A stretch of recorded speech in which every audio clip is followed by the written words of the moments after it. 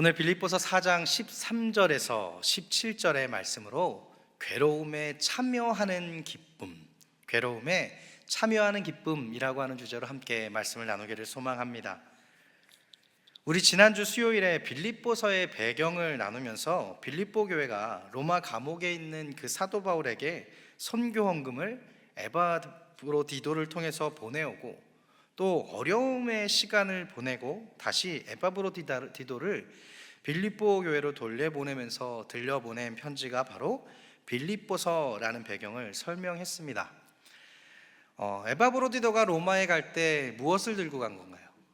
바로 오늘 본문에서 이야기하고 있는 바울을 향한 선교 헌금을 빌립보 교회가 모아서 에바브로디도 편에 보낸 것입니다. 그리고 에바브로디도는 다시 로마로 돌아오면서 바로 이 빌립보 교회를 향한 편지, 이 빌립보서를 들고 돌아오게 되는 것이 바로 이 빌립보의 배경입니다. 그렇다고 빌립보서가 헌금에 대한 이야기를 위해서 쓰인 편지가 아니다라고 하는 것, 그것이 계기가 되어져서 그 편지를 들려보낼 수 있는 것이라고. 그러면서 바울은 빌립보 성도들을 향한 사랑 가득한 표현으로 이 빌립보서를 시작했습니다. 다른 바울 서신과는 달리 사도된 바울은 이라고 하는 표현으로 자신의 사도성을 먼저 언급하는 반면, 빌립보서에서는 유일하게 우리의 종된 예수의 종된 바울이라고 하는 표현으로 시작하면서 이 빌립보서를 시작합니다. 빌립보 성도들이 자신이 얼마나 사랑하는지, 그리고 우리가 얼마나 사랑하는지를 그 마음을 다해서 표현하고 있어요. 그러면서 교회에 사랑이 가득하지 않으면 안 된다라고 하는 것, 그 사랑이 곧 하나님의 사랑이고 예수 그리스도의 복음의 사랑인 것을 기억해야 한다라고 하면서 그 말씀으로 가득한 것이 바로 이 빌립보서입니다.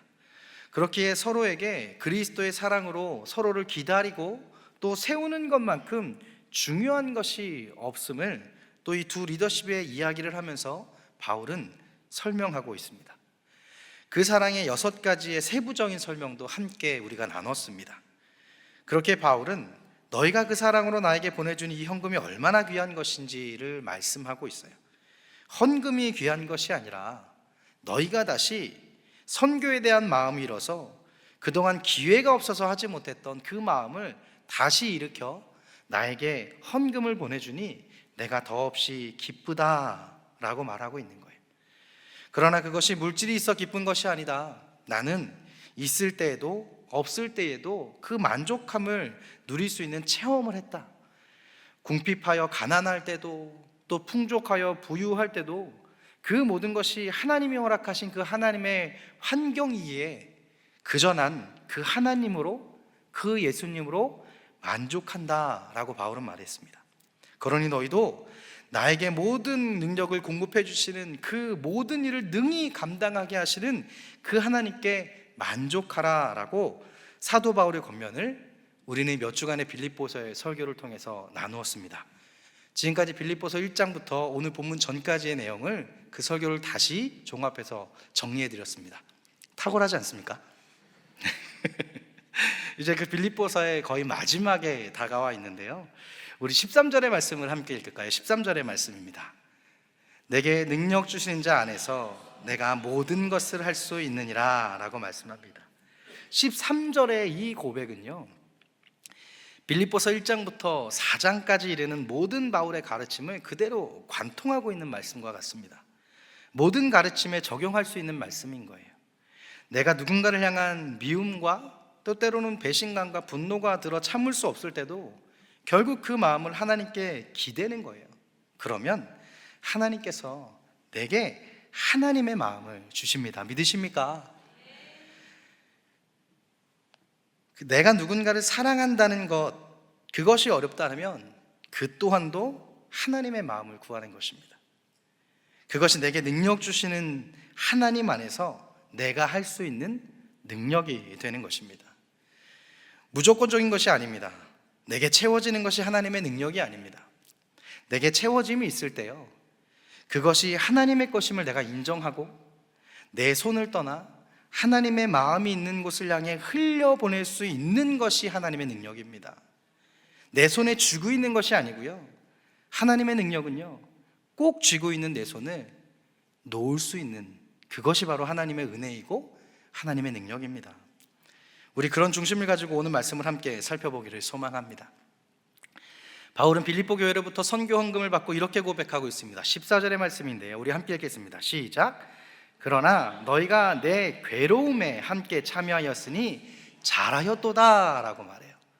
다른 것이 아닙니다. 내가 하는 엄청난 영광의 일에 참여했다라고 말하지 않고요, 너희가 내 괴로움에 참여했다, 그러니 잘하였다라고 말하고 있어요. 여기서 말하는 괴로움은요, 물질에 대한 괴로움을 이야기합니다. 바울은 이 물질에 대한 연단이 많았습니다. 사실 시기적으로 이때 바울은요, 하나님의 일을 해야 하는데 돈이 없었습니다. 그가 감옥에 있기 때문에. 그는 스스로 선교비를 충당해서 사역했던 텐트메이커 사역인데, 그것을 할 수 없으니 사실 그에게 사역이 있어도 그 사역을 해내는 것이 쉽지 않을 때였습니다. 그때에 빌립보 교회에서 선교헌금을 보내준 것입니다. 그러니 바울은 잘하였도다 라고 빌립보 교회를 향해서 말하고 있는 것이에요. 돈에 기뻐하는 것이 아니다 라고 하는 것을 우리는 지난주 설교에서의 그 관점을 다뤘었습니다. 기억나시죠? 네. 바울이 빌립보 교회에 잘하였다라고 말하면서 이어서 말씀해요. 15절의 말씀입니다. 빌립보 사람들아, 너희도 알거니와 복음의 시초에 내가 마게도냐를 떠날 때에 주고받는 내 일에 참여한 교회가 너희 외에 아무도 없었느니라 라고 말해요. 바울이 마게도냐 지역에서 첫 번째로 개척한 교회가 바로 이 빌립보 교회입니다. 빌립보 교회를 개척한 후에 빌립보 지역의 사람들이 이 바울을 내쫓게 됩니다. 바울이 신변의 위협을 느끼고 이제 다른 지역으로 가게 됩니다. 그때에 빌립보 교회가 바울을 물질적으로 후원을 도왔습니다. 그리고 지금 다시 빌립보 교회는 바울을 향한 후원을 다시 일으켰습니다. 그러나 빌립보 교회도 사정이 좋은 때는 아니었습니다. 교회를 흔드는 사람들이 등장했고, 내부적으로는 리더들이 그 마음을 합하지 못하고 분열되어져 있는 어려움도 있었습니다. 그럼에도 이들은 자신들의 영적 아버지와 같은 바울을 향한 마음을 일으키고 그 마음을 모아서 보낸 거예요. 그리고 그 후원은 빌립보 교회를 향한 그 바울은 사랑을 가득하지만 반드시 이들에게 전달되어야 할 그 복음의 진리를, 교회의 원리를, 또 성도의 관계에 대한 가르침으로 그들에게 다시 그 말씀을, 그 진리를 들려보낸 거예요. 바울은 계속해서 16절에 이렇게 말씀합니다. 데살로니가 있을 때에 너희가 한 번뿐 아니라 두 번이나 나의 쓸 것을 보내었도다 라고 말씀합니다. 바울이 빌립보 교회에 있다가 데살로니가로 가게 됐습니다. 거기서 개척을 했는데, 이때도 빌립보 교회는 사도 바울에게 그의 선교 헌금을 도와주었습니다. 한 번도 아니고 두 번이나 도왔다라고 이야기합니다. 빌립보 교회도 여유가 있을 때가 아니었단 말이에요. 빌립보 교회도 개척교회였습니다. 물질에 어려움이 많았던 빌립보 교회예요. 그렇다고 교회에 특별한 부자가 있었던 것 같지도 않습니다. 그럼에도 불구하고 두 번이나 도왔다라고 사도 바울은 고백하고 있어요. 이처럼 빌립보 교회는 사도 바울을 도와왔던 교회입니다. 훗날 바울이 어려움 가운데 있는 예루살렘 교회를 돕기 위해서 이방 땅에 있는 교회들에게 재정 후원을 요청합니다. 그때의 헌금을 가장 열심히 한 교회가 또한 빌립보 교회였어요. 우리 고린도후서 8장 1절과 2절의 말씀인데요, 형제들아, 하나님께서 마게도냐 교회들에게 주신 은혜를 우리가 너희에게 알리노니 환난의 많은 시련 가운데에서 그들의 넘치는 기쁨과 극심한 가난이 그들의 풍성한 연보를 넘치도록 하게 하였느니라 라고 말씀해요. 빌립보 교회가 한 헌금은요, 형식적인 헌금이 아니었습니다. 풍성한 연보라고 이야기합니다. 연보는 헌금을 의미하는 한자어인데요, 헌금을 풍성하게 했다라고 이야기해요. 그 헌금함은요, 헌금의 액수, 풍성합이다라고 하는 것은 헌금의 액수를 말하는 것이 아닙니다. 빌립보 교회 형편에 비해서 그들이 할 수 있는 최선을 다해서 헌금했다라는 거예요. 자기들도 먹을 것이 없는 그 중에 자신의 것을 나누어 보냈다라고 하는 것입니다. 사도 바울이 빌립보 교회가 보낸 헌금 때문에 감사함을 표현하고 있습니다. 14절에도 보면 15절에도 16절도 상세하게 그 감사를 말하고 있습니다. 근데 지난주에 언급했듯 잘못하면 오해하기 쉽습니다. 사도 바울이 돈을 밝히는 것처럼 보여요. 그렇게 17절에 바울은 이렇게 고백합니다. 17절 상반절에 내가 선물을 구함이 아니오 라고 말씀하고 있어요. 선물은 빌립보 교회가 보낸 그 헌금을 의미합니다. 바울은 자신의 재정이 채워지는 것을 구하는 것이 아니다 라고 이야기해요. 돈의 액수에 기뻐하지 않는다 라고 이야기합니다. 그래서 이어서 이렇게 말씀합니다. 17절 하반절에 오직 너희에게 유익하도록 풍성한 열매를 구함이라 라고 말합니다. 너희가 흘려보낸 물질이지만 이것으로 인해 너희가 더 풍성해질 것이라고 바울은 말하고 있어요. 바울은 그 원리를 알았던 것입니다. 그렇게 바울은 이 보내진 마음을 붙잡고 빌립보 교회를 위해 더욱 간절하게 기도했을 바울일 것입니다. 이들도 넉넉하지 않을 것입니다. 이로 인해 하루를 굶어야 되는 형편에 있는 성도들도 있었을 것입니다. 하루 벌어 하루를 먹어야 하는 그 품삯을 몰려보낸 성도를 향해서 또 하나님께서 굶주리지 않도록 오히려 더 풍성하게 채워주실 것을 위해서 사도 바울은 마음을 다해 기도하지 않았겠습니까? 그러니 오늘의 설교의 주제가 뭐예요? 함께 읽을까요? 시작! 괴로움에 참여하는 기쁨이에요. 괴로움에 참여하는 것이 무엇이 기쁨이겠습니까? 고통에 참여하는 것이 무엇이 기쁨이겠습니까? 단순하게 괴로움을 나눠 가지는 것이 아니에요. 빌립보 교회는 자신의 괴로움 속에서도 바울의 괴로움을 보았습니다. 그리고 자신의 괴로움에 그 괴로움을 더해서 바울에게 선물을 흘려보낸 것입니다. 그로 인해 바울의 괴로움에 함께 참여하는 거예요. 바울은 그 마음을 잘 아는 것입니다. 그러니 바울은 오히려 이것이 괴로움이 아니라 그 괴로움이 유익이 되도록 오히려 더 풍성한 열매가 되어지도록 그들의 그런 마음을 붙잡고 기도하는 것입니다. 이것이 성도의 마음인 줄 믿습니다. 그것이 하나님의 마음인 줄을 믿습니다. 이것이 울서연의 마음이 되기를 간절히 소망합니다. 풍성한 중에 남는 것을 흘려보내는 것은 어렵지 않습니다.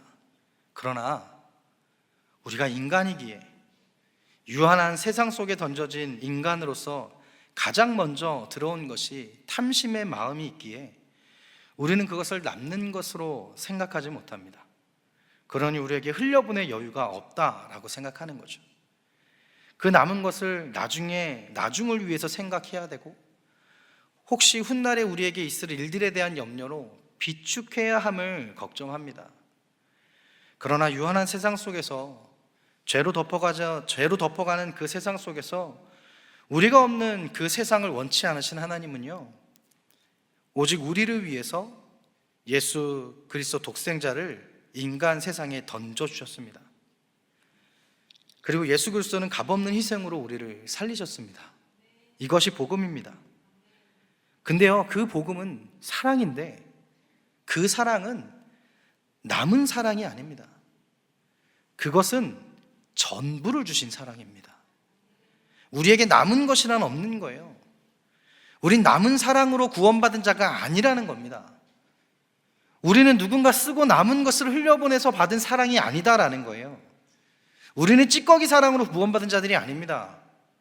우리는 하나님의 전부로 구원받은 사람입니다. 그러니 우리의 전부가 결국은 하나님의 것입니다. 우리에게 여유 있는 사랑이 있어서 사랑할 수 있는 것이 아니고요, 우리가 서로를 사랑하고 교회를 사랑하라 라는 것은 우리의 전부를 다해 사랑하라 라는 말씀입니다. 우리의 전부를 다해 그 괴로움을 나누라는 것입니다. 나에게 삼각김밥이 하나 있을지라도요, 더 작은 삼각형으로 쪼개어 나눠줄 수 있는 것이 하나님을 본받은 성도의 사랑입니다. 내게 물질적인 여유로움이 있어서 흘려보내는 것이 아니고요, 그것이 하나님의 가치가 있고 하나님의 사랑이 있기에 할 수 있는 것입니다. 청년집회 패션 리바이벌을 진행하면서 청년 리더십들은 걱정이 많았습니다.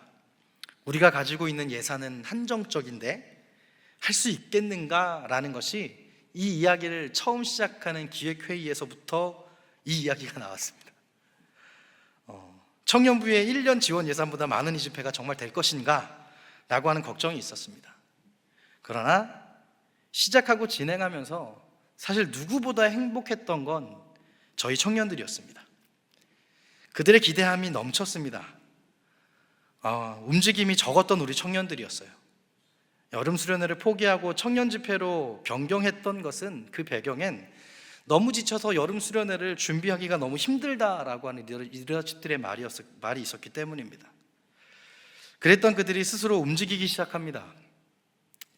40여 교회를 직접 차를 타고 아니면 버스를 타고 가서요, 패션 리바이벌 포스터를 들고 각 교회를 다니면서 홍보하기 시작했고, 포스터를 붙이고 다녔습니다. 어느덧 어느 것 하나도 우리 청년들의 손에서 시작하지 않은 것이 없습니다. 청년들이 자발적으로 기도 체인을 만들어서요, 매 시간마다 나누어서 기도하기 시작했습니다. 어느 때는 저보다 교회에 출근하는 날짜들이 더 많은 청년들이 있었습니다. 하루 종일 교회에서 청년 집회 준비한다고 이른 아침부터 저녁까지 자르고 만들고 꾸미기를 반복하는 일들이었고, 저희 청년회장은 아예 저희 사무실의 빈 책상에 자기 책상을 폈습니다. 방학 기간에 저희 청년들의 출석 인원이 약 40여 명 정도이거든요. 그 중에 청년 집회를 준비하겠다고 모인 TF팀이 30명이었습니다. 40명의 청년들 중에 30명이 스텝이었습니다. 자신들의 수련회를 준비하는, 자신들의 집회를 준비하는 그들이 스스로 스텝이 되었습니다. 수련회 준비도 지쳐서 힘들다고 했던 청년들이요, 수련회 준비보다 더한 시간들로 준비했습니다. 물질적인 어려움도 있었습니다. 준비하면서 생각했던 것보다 일이 점점 커져 나갔습니다. 근데 그것도 우리 청년들 스스로 자발적인 아이디어로 이건 꼭 해야겠습니다라고 했던 것들 때문에 커진 거거든요. 가능한 예산보다 훨씬 뛰어넘는 집행 예산이 필요한 상황이 되었습니다. 그럴 때 청년들이 그 예산을 채워보겠다고 모금함을 만들고 또 홍보를 하고 또 티셔츠를 제작해서 팔기도 하고 부침개도 붙여서 팔겠다라는 거 겨우 말렸습니다. 자신의 한 달 수당을 청년 집회를 위해서 그대로 헌금한 청년도 있었고요, 직장의 동료들에게 선물하겠다고 20여 장의 티셔츠를 한 번에 구입해서 간 청년들도 있었고, 또 2,000병이나 되는 생수를 자신이 감당하겠다고 그 생수 그 비용을 헌금한 지체도 있었습니다.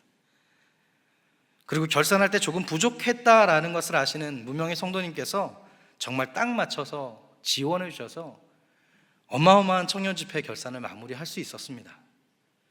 그리고 저희 청년들에게 가장 크게 남은 것은 바로 기대감이었습니다. 잔잔했던 청년들이 조금은 들썩거리기 시작했습니다. 무언가 다음을 기대하는 일들이 생겼습니다. 내년에 청년 집회에 대한 이야기를 벌써부터 하는 청년들도 있고요, 30분을 넘기지 못했던, 또 30분 정도를 했던 그 청년의 소그룹들이요, 지금 나눈 시간이 1시간 30분을 지나도 끝나지 않습니다. 평이적이고 반복했던 기도의 제목들의 그 나눔들이 이제 자신의 신앙을 고민하면서 고백하고 자신들의 실질적인 어려움들을 내어놓고 기도 제목을 나누기 시작했습니다. 지난주 저희 매주 토요일마다 청년 리더십들이 저와 함께 그 소그룹 교육을 하거든요. 지난주 약 2시간 30분 동안 청년 소그룹 교육을 하는 동안 하나라도 더 듣겠다고 메모하는 이들의 눈빛이 달랐습니다.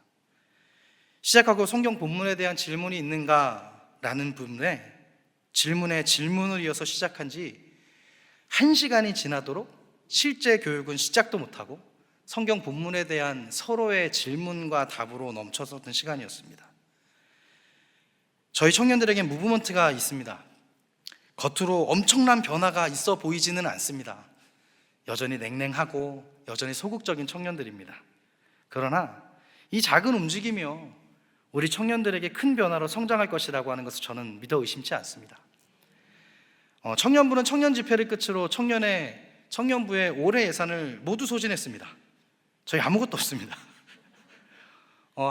저희는 그 주에 들어오는 청년들의 헌금으로 그 한 주를 살아내야 됩니다. 예산이 없어서 소그룹 지원도 못 해주고 있고요, 신방비도 계속 마이너스를 이루어가고 있습니다. 그런데 정말 은혜는 뭐냐면 그것에 대해서 아무도 걱정하거나 두려워하지 않는다라는 겁니다. 이미 청년 집회를 통해서 풍성히 채워주는 하나님의 은혜를 경험한 이들입니다. 그 모든 것이 우리 성도님들의 풍성한 열매가 되었습니다. 그냥 지나치지 아니하시고 티셔츠 한 장을 백화점에서 구입하듯 계산해 주시고 모금함에 마음을 담아 청년들에게 흘려보내 주시고 또 전도회별로 티셔츠를 함께 하시겠다고 거기에 후원금을 더해서 보내주시고 또 개인적으로 찬조 후원을 주신 성도님들 덕분에 가능했던 것이 바로 청년 집회였습니다. 이미 성도님들께서 나누어서 흘려보내주신 그 사랑 덕분에 우리 청년들의 기류가 바뀔 수 있었고 은혜 위에 은혜를 더하는 청년 집회가 될 수 있었던 것입니다. 그렇기에 행복했습니다. 그리고 청년들이 이런 행복이 하나의 이벤트로 끝나지 않도록 열매가 되어져 가도록 후속 조치를 계속 애쓰고자 합니다. 우리는 이미 괴로움에 참여하는 그 기쁨을 청년 집회를 통해서 작게나마 느꼈습니다. 이 기쁨이 우리 서현교회에 계속해서 이어져 가기를 간절히 소망합니다. 청년을 세워가고 다음 세대를 세워가고 우리 서현의 내일을 세워가는 이 행복한 괴로움에 참여하는 이 기쁨을 우리 온 세대에 우리 청년 대신 우리 성도님들 통해서 이루어가고 또 그 모든 것이 우리 삶 가운데 행복하고 또 더 행복한 기쁨이 되어져 가시기를 예수 그리스도의 이름으로 간절히 축원합니다. 우리 말씀을 기억하며 우리 세 가지의 결단 기도를 함께 고백하겠습니다. 우리 첫 번째 기도 제목입니다. 나의 괴로움에 괴로움을 더하여 나눌 때 더욱 풍성한 하나님의 은혜를 경험하는 울 서인이 되게 하옵소서. 우리 두 번째 기도 제목입니다. 우린 남은 사랑을 받은 자가 아니라 하나님의 전부의 사랑을 받은 사랑에 빚진 자임을 감사하는 울 서인이 되게 하옵소서. 세 번째 기도 제목입니다. 오늘을 걱정하며 살아가지 않고 오늘도 나누어 흘려보내며 내일의 풍성함을 기도하며 누리는 울 서인이 되게 하옵소서.